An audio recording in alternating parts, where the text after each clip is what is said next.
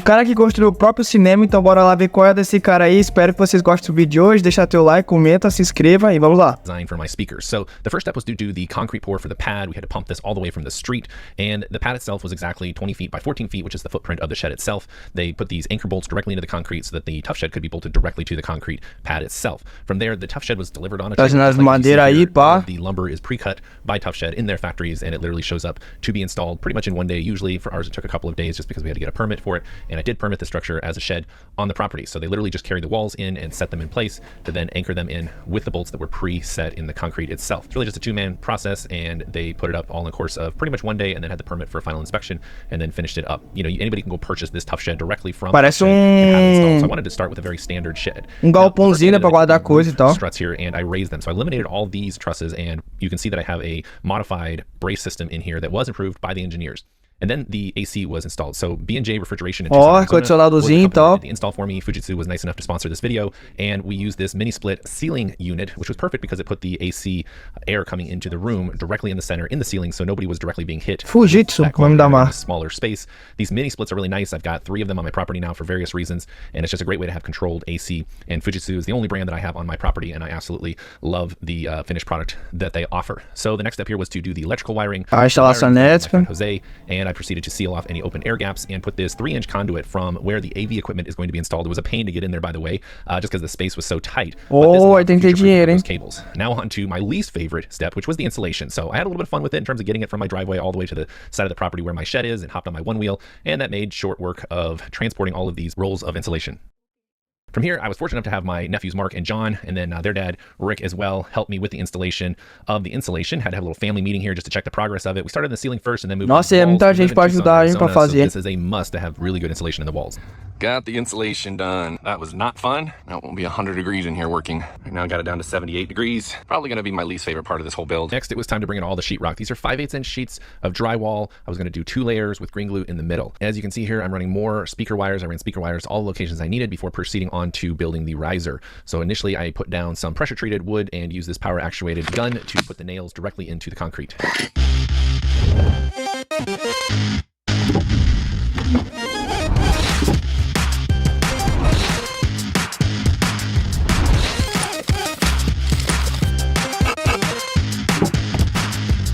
Cortando.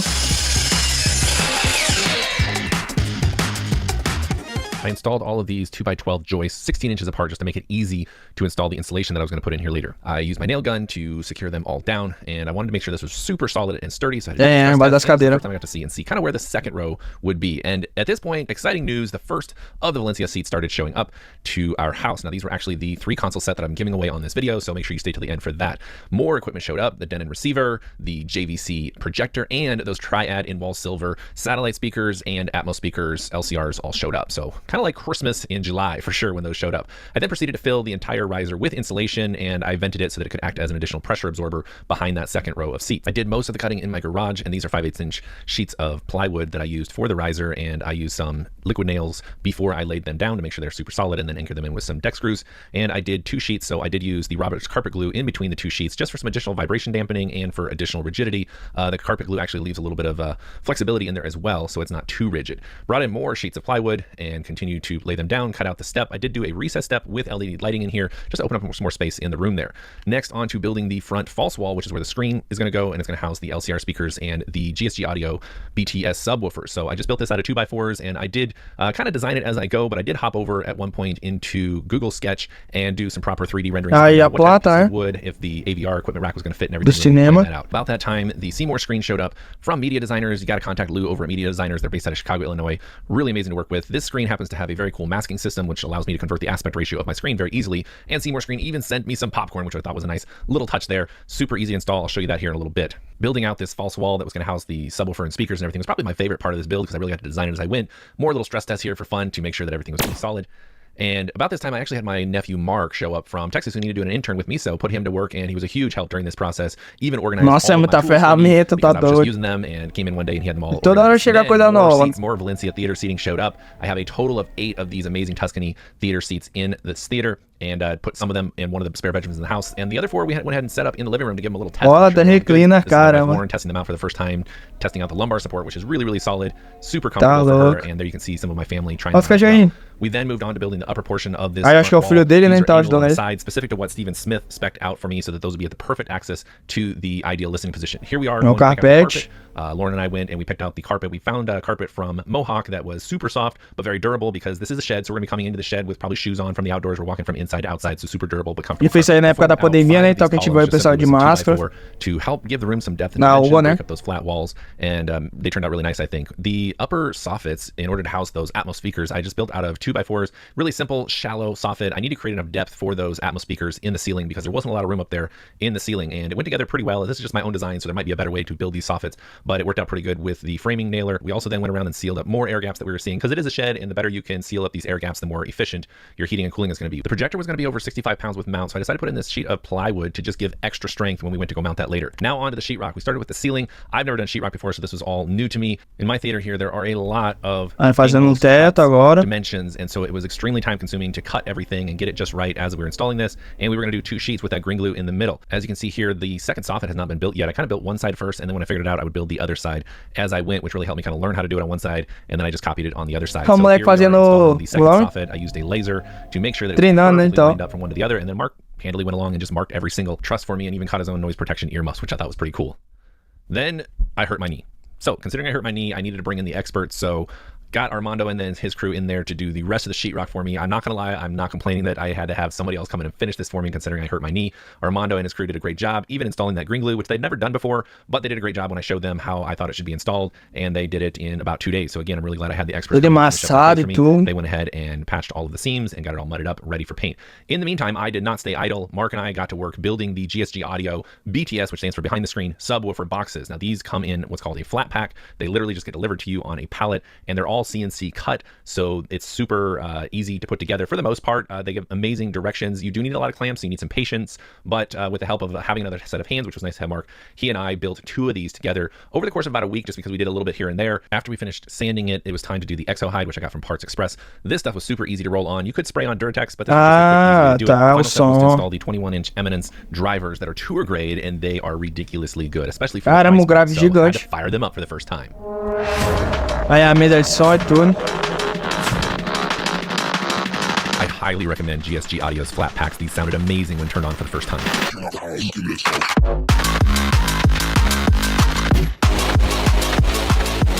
Ended up having to install all of the baseboard overnight because Armando was ready to do the paint the next day. So I went to work and got that baseboard installed. Also cut out these little notches for some LED light controls and outlets.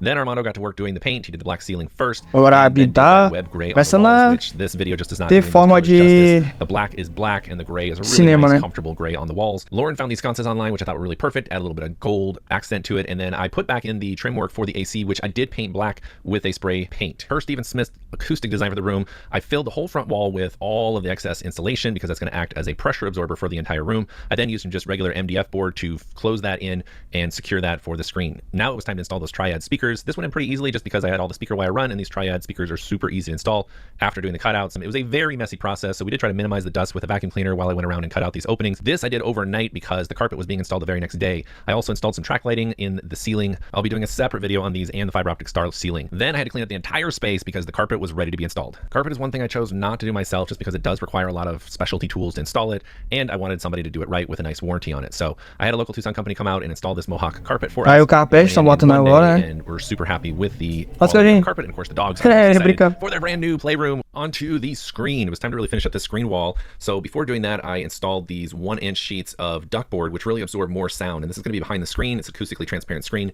So got those all installed. Got the AV rack installed there. I do have it on rollers, so it's super easy to pull out. Caramba, aparelhagem doida aí. So I'm really glad I designed Vai ser funcionar, tá louco. The entire front wall was going to be covered in panels wrapped in DMD fabric from Acoustimac. And I built all of these panels out with this pocket hole drill from Craig Tool. Super easy tool to use, and it allowed me to really make these thinner pieces of wood super secure. So I used some glue and the Craig tool to drill the pocket holes. This is the big main panel that's going to go behind the screen, and I just put down that DMD acoustically transparent fabric and wrapped it up, pulled it tight. Definitely glad I had a compressor and a stapler to get this job done. I used a magnet system that I came up with, which is just simply strong magnets and some metal plates on the wall. Now it's time to install the projector. This is the JVC NX7 projector. No mínimo é 15 mil reais esse projetor aí. Ridiculously good. I did install a vibration dampener to help with the vibrations, because those vibrations from the subwoofers really travel up to this projector, and that vibration dampener really works. Got the fridge. Got to have a mini fridge with all the beverages in there inside. This refrigerator. Frigobarzinho pra botar size. And then we brought in those subwoofers. Refrigerante. Mark and I pushing the subwoofers into the cavities that we created for them. This is only 18 inches deep here on the screen wall, and they fit perfectly based on building them custom to it. And you can see there I'm putting one of those panels right in front of it. Now onto the Valencia Theater seats. I was glad to finally get these installed. Bota as cadeiras no lugar. Brought them in one by one. Super easy to connect up together, and we arranged them how we wanted them arranged based on how we purchased them and got comfortable. All right, moving on to the light switch. So I went with Brilliant Controls, and they were nice enough to send me these. Eita, essa parte elétrica é doideira. The house, and they're all connected to Alexa, and they control all the lighting and pretty much anything else I program into it. Digital. Here I'm putting the Seymour screen together. Again, it was a little time consuming, but it went together pretty easily. I had to put some gloves on just to make sure that I wasn't getting any part of the screen dirty as I did. But I'd never done this before, and it went together really, really easily, and the picture quality is amazing. Now I do have Apple TV, Dish Network, and Xbox One X, which I use as my Ultra HD media player for this theater. Acoustic panel time. So I designed these custom and built them myself. And it wasn't easy, but it was very, very rewarding to build them myself. Lauren and I came up with this cool triangular design. I decided to make two separate triangles to create a full rectangle, which would allow me to have a really perfect straight edge down the center of the two different fabrics, which are also from Acoustimac. Once I got the first one done and built, the rest were not so bad, but there were a lot of them, so this was a time-consuming process. I then moved on to wrapping them in the fabric, which was no small task to wrap a triangular shape in fabric and not have any wrinkles, and I was not successful in being 100% wrinkle-free, but I'm pretty proud of how they turned out. I secured the two triangular shapes together to create a full rectangle, and then I filled them with a safe and sound insulation to absorb that sound, and then backed them with a thin sheet of plywood on the back. I thought I did pretty good on putting these together and hung them up, and really pleased the way that they looked and turned out in the room. They're about 3 inches deep, so they're definitely thick in absorbing the sound, and then of course had to do some sound calibration of the speakers. I followed Stephen Smith's YouTube videos, episode 7 on his YouTube channel. So when Michael approached me to design him a home theater, an outdoor shed, it was a really great idea. It was something that really people don't think about doing. But when it comes to, the design itself, it's all about the room, and the room is actually a nice size space. Plenty of room to work with, 2 rows of seating in there. We want the sound to just blow people away. When people sit down in this room, we want them to, when they think home theater a month later, this is the room they're going to think about. This is what they're going to remember as one of the best sounding rooms they've ever heard. Alexa, turn on the theater. É, deu boi demais, só. Botou até o travesseiro ali pra botar na coluna. Vai, esse LED azul ficou lindo.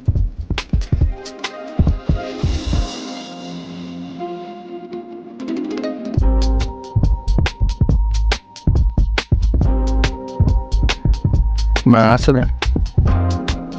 Homem de ferro, ó. Vingadores ali passando. Bom, agora o cara gastou uma boa grana pra isso aí, tá doido.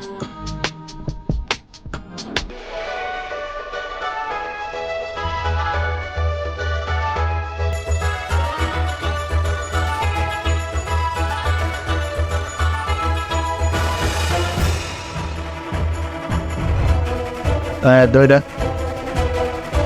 O cara é um gênio, isso tu é do gênio mesmo pra sair isso, tu é doido. Então é isso aí, galera, o vídeo de hoje, espero que vocês tenham gostado. Comenta aqui embaixo o que você achou do cinema aí que o cara fez sozinho na sua casa. Então deixa aqui embaixo no comentário o que você acha, deixa teu like, comenta, se inscreva. E é isso, obrigado por ter assistido, valeu, até a próxima, fui!